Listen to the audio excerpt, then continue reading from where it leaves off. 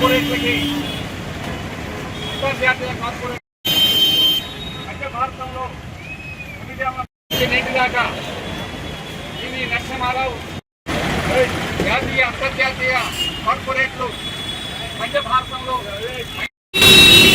100 సంవత్సరాల క్రితం బ్రిటిష్ ప్రభుత్వం ఈ దేశాన్ని ఆక్రమించి పరిపాలన చేస్తున్నటువంటి సందర్భంలో ఈ దేశానికి స్వతంత్రం కావాలి, ఈ దేశ సంపద ఈ దేశ ప్రజలకే చెందాలి, దేశంలో పౌరులందరూ సమానంగా బ్రతకాలి అని స్వాతంత్ర పోరాటంలో పాల్గొన్నటువంటి అల్లూరి సీతారామరాజును ఇదే 100 సంవత్సరాల క్రితం 7వ తేదీ మే 7వ తేదీన బ్రిటిష్ ప్రభుత్వం మొట్టమొదటిసారిగా ఎన్కౌంటర్ పేరుతో కాల్చి చంపింది. అయితే ఈ దేశానికి స్వాతంత్రం వచ్చిందని చెప్పుకుంటున్నటువంటి 7 దశాబ్దాల కాలంలో తెల్లదొరలు పోయారు, నల్లదొరలు వచ్చారు, కానీ ఆ ఎన్కౌంటర్ల పరంపర ఇంకా కొనసాగుతూనే ఉంది. ఇది ఈ 10 సంవత్సరాలుగా అధికారంలో ఉన్నటువంటి మోడీ బీజేపీ ప్రభుత్వం అధికారంలోకి వచ్చిన తర్వాత ఈరోజు పచ్చిగా వేలాది మిలిటరీ బలగాలను, లక్షలాది మిలిటరీ బలగాలను దండకారణ్య ఆదివాసీ ప్రాంతాలలో మోహరింపజేసి వందలాది మిలిటరీ క్యాంపులను ఏర్పాటు చేసి యుద్ధ విమానాల ద్వారా, హెలికాప్టర్ల ద్వారా, డ్రోన్ల ద్వారా దాడులు చేస్తూ ఈరోజు దండకారణ్యాన్ని రక్తసిక్తం చేస్తున్నది. దీనికి కారణం ఏమిటయ్యా అంటే దండకారణ్య ప్రాంతంలో లక్షల కోట్ల బిలియన్ డాలర్ల విలువ చేసే ఖనిజ సంపద ఉంది. ఈ ప్రపంచాన్ని 4 సార్లు కొనగలిగినంత సంపద ఈ దేశ దండకారణ్య ప్రాంతంలో ఉంది. సకల సంపదలు గల భారతదేశంలో ఈ దేశ ప్రజల వారసత్వ సంపద అయినటువంటి ఈ సంపదను అక్కడ ఉన్నటువంటి ఆదివాసీలు కాపాడుకుంటూ వస్తున్నారు. బ్రిటిష్ వాడిని ఆ అడవిలోకి అడుగు పెట్టనివ్వలేదు.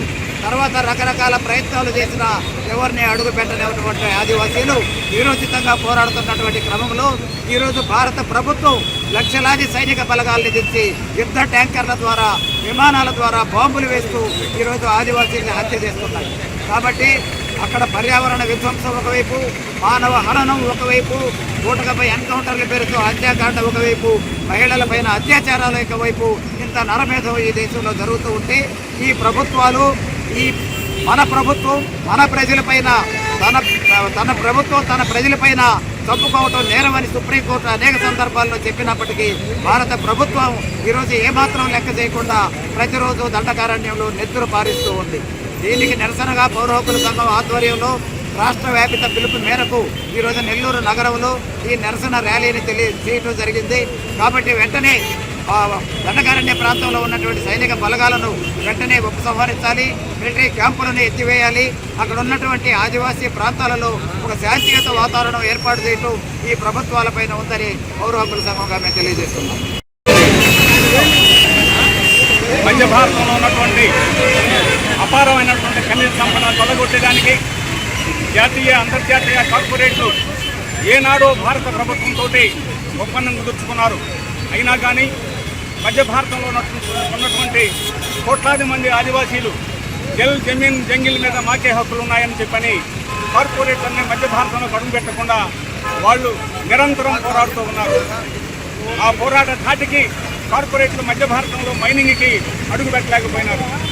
కాంగ్రెస్ పార్టీ ఈ కార్పొరేట్ల ప్రయోజనాలను కాపాడలేకపోయిందని ఆ కార్పొరేట్లు మొత్తం కూడా ఇవాళ బీజేపీ వెనక చేరి వాళ్ళ ప్రయోజనాలను కాపాడేదానికి భారతీయ జనతా పార్టీ కేంద్ర ప్రభుత్వం ఇవాళ మధ్య భారతం మీద, ఆదివాసీల మీద యుద్ధానికి పూనుకుంది. లక్షలాది సైనిక బలగాలని మోహరించింది.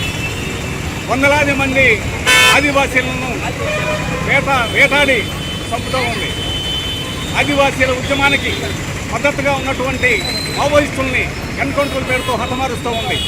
ఈ దుర్మార్గమైనటువంటి దురాఘాతానికి వ్యతిరేకంగా దేశవ్యాప్తంగా హక్కుల సంఘాలు, మేధావులు, కవులు, కళాకారులు గలం విప్పి నిరసిస్తున్న వారి మీద ఈ భారత పాలక వర్గాలు బీజేపీఏ చట్టాన్ని ప్రయోగించి ఏళ్ల తరబడి వాళ్ళకి బెయిల్ కూడా లేకుండా జైళ్లలో గుప్పుతున్నారు.